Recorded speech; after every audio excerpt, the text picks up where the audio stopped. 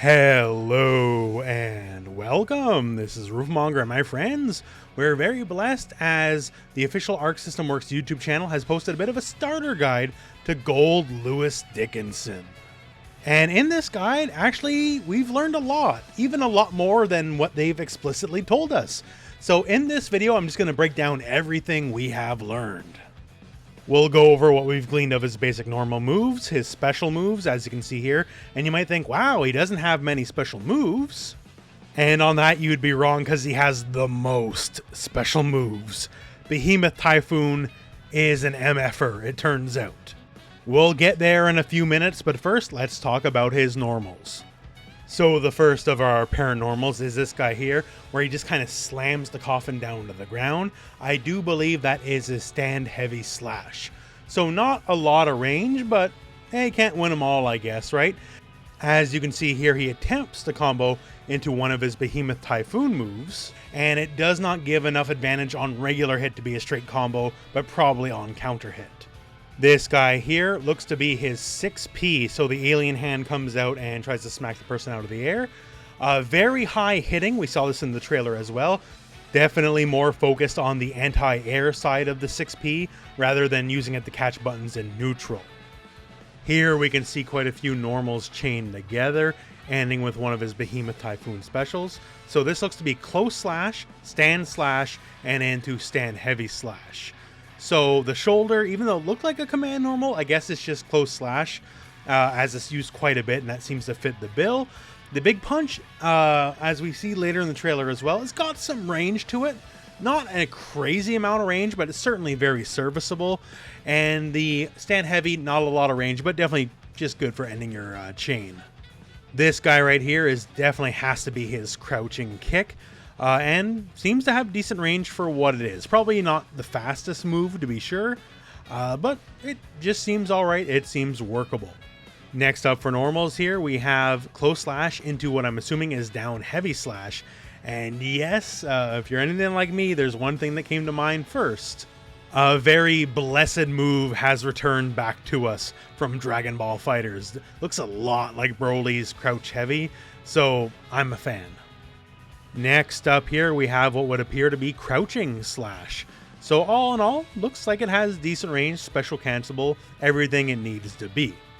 This would appear to be his crouching dust attack here. So close slash into crouching dust.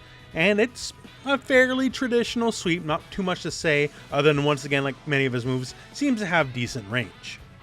This jumping attack that he's going to do, I think is jump slash, as the startup is fairly decent. And it does seem to have a cross-up hitbox. Not a lot of normals, jumping normals in this game actually have a lot of cross-up potential, and he seems to have a decent amount, so hey, good for him. Next up, we got a strange one. I think this one is a command normal here. This guy right here, where he just slams the coffin into you, right? So I'm assuming this is probably either forward slash or forward heavy slash. Definitely could be wrong, but either way, it's special cancelable, so it has to be a normal or a command normal because it's going right into the minigun. You can OTG his regular throw, so here he's using stand heavy slash, then going into a special. Considering the nature of his specials, this seems like it'll be pretty dang decent overall, as there is a lot of pressure options he is available to set up in this kind of manner, in this kind of situation.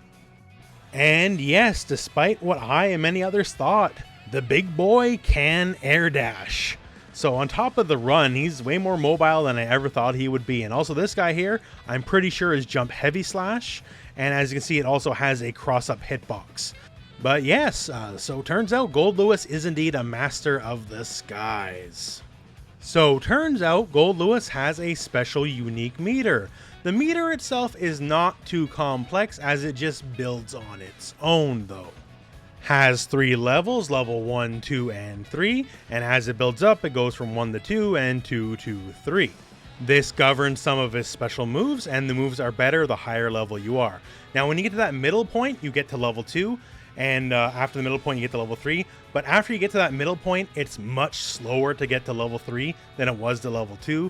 So I guess ideally, you'll probably be spamming level 2 moves more than anything else. Any move that uses this meter, once you use it, immediately drops it back to 0 though. For the minigun, level 1 is 10 hits, Level 2 is 20 hits. And level 3, you probably figured this one out, but level 3 is indeed 30 hits. So the move gets exponentially better the more levels you have. For the bomb, the level 1 version barely goes anywhere, so mostly only applicable when you're directly in their face. Level 2 version travels most of the screen. And the level 3 version, well, you guessed it, it travels all the way through the screen and does multiple hits as well. So very good for pressure. So to talk directly about his specials now, Skyfish is the big minigun move. And you might notice here, your little alien friend, well, he gives you the minigun. So all the tech you get in this match, it is handed directly to you by your alien pal. As you see here, also easily destroys high durability projectiles as it has a lot more hits than any other projectile. Starts up pretty decently quick for what it is, so it is longer lasting, so if they're already in the air, you're probably going to get air dashed in on and die. But otherwise, it doesn't really look like they're going to be jumping it on reaction, so hey, that's kind of good. Thunderbird is the bomb, and once again your alien pal hands it to you, and looks to be the cornerstone, or at least one of the cornerstones of his pressure, as you're going to set it up and then go crazy on the enemy and hope they block right. Okay, and we're skipping right to the supers because Behemoth Typhoon is the main event, so we'll get to it in a second. But this is down with the system. His regular super, and yes, it is an invincible reversal, so he'll have some form of defense even if it does cost meter at the very least. Now, the most interesting part, besides, hey, invincible reversal is cool, is there's actually 3 versions of the move, and it all depends on how you do it. You might notice those little drone buddies attacking, right? So look at this. So the move changes based on Goldlewis's face. So right here is the most basic version of the move, and 1 drone follow-up will happen here. Now again here, another close-up of his face, and it changes. And it's a better close-up, and then it hits. And now 2 drones will follow up. And finally, our 3rd version here, we do it again here. The startup's the same. We get to his face, we get closer yet, and then we get closer yet. As you can see here, just his glasses are breaking, and then we hit, and then we have 3 drones to follow up with. So basically, as it's explained here, if you do the regular motion you see on the screen here, so half circle back forward and punch, you'll get the level 1 version 1 drone. Alternatively, you can do an alternate input and do a 360, a true 360 like a full circle. If you do that, then you'll get the level 2 version. And if you do a double 360, otherwise known as a 720, you will instead get the level 3 version. As you can see here, during the level 3 version, they do an empty jump first and then go into the super because they're using the jump to hide the 720 motion. That's a very, going all the way back to the days of Zangief, right? That is a very classic way to do the 720 motion, is hide it inside of a jump. So basically, the harder the motion, the more damage you get. And here, the other super, Burn It Down, this is the laser super. So this one is based off your security level. The higher your security level, the better the move will be. At level 1, I don't even know if it's debatably worth the bar. At level 2, it has quite a few more just hits, and more hits equals more lockdown. And the idea here is obviously you're trying to mix them up while they're blocking. The move itself, as you can see, barely does any realistic damage. So you're not doing this for damage, you're using this to make them force the block, and then make them guess overhead or low during the block cycle. Alright, so now Behemoth Typhoon. This is the main event of Goldlewis. This move is 8 different moves. Each one of these moves is a different half circle motion. There is 8 in total. Half circle up, half circle down, half circle up going the other way around, half circle down going the other way around, half circle back, half circle forward, half circle back going the other way around, half circle forward going the other way around. If that sounds crazy to you, it's only because it is crazy. But to me, this is the best kind of crazy, so hey, let's go. As you can see here, going by the chart, every single one of these fulfills its own purpose. They all do their own thing. There's lows, there's overheads, there's slow overheads, there's quick buttons, there's side switchers, they're all sorts of stuff. And FYI, almost all of them guard break, and almost all of them are plus on block. And all of them are air okay. In this Behemoth Typhoon, this is the long range one, and of course, yes, it is air okay. This generally seems to have the most range of all of them, and it will just be good in neutral and all that kind of stuff. In this Behemoth Typhoon, this is the big boy overhead. It launches, it is super plus on block, and it guard breaks. In this Behemoth Typhoon, this seems to be the fastest of all of them. Also decent range, so usable more than likely in block strings, that kind of stuff, as it is a natural combo off many normals, whereas the other ones are slower and they are not. In this Behemoth Typhoon, as it says here, long range, and it can spike people up. Not enough for a full combo in and of itself, but I'm sure there'll be juggle versions that will lead to big combos. In this Behemoth Typhoon, this one is a fast startup overhead. It looks pretty quick to me. Also going frame by frame, it's hard with YouTube because it's not 60 frames a second, but I think this is at bare minimum neutral on block, so very strong. In this Behemoth Typhoon, this is definitely the big boy launcher one. You don't need anything special. They can be grounded all they want. You will launch them up high on hit, and you can convert from that. In this Behemoth Typhoon, hey, it's a low, so you have multiple overheads and you have a low as well. Not a lot of range, but it's definitely there for all the mix-up potential. Guard breaks like the rest and might be neutral or slight advantage on block. And looks like free corner converts in the corner, so hey, that's awesome. In this Behemoth Typhoon, hey, it knocks them backwards. And, well, it's as advertised, and you also get a full combo from it, which is very nice. So if you're at or near the corner, this is definitely what you want to fish for.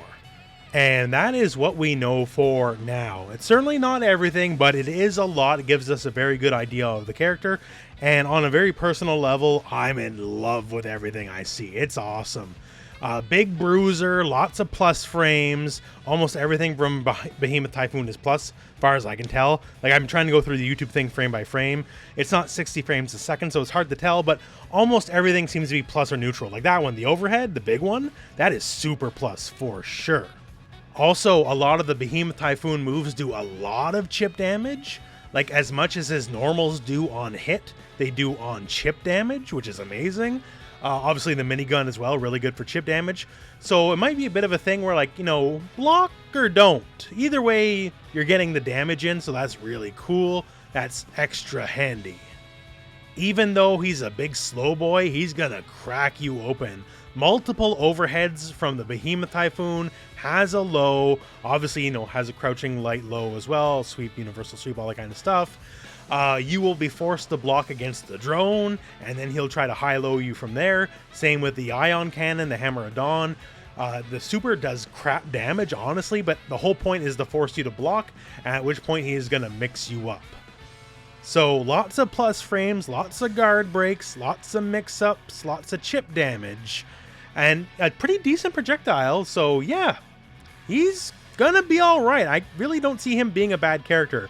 That said, frame data is everything, and he could have god-awful frames. Who knows just yet? We don't.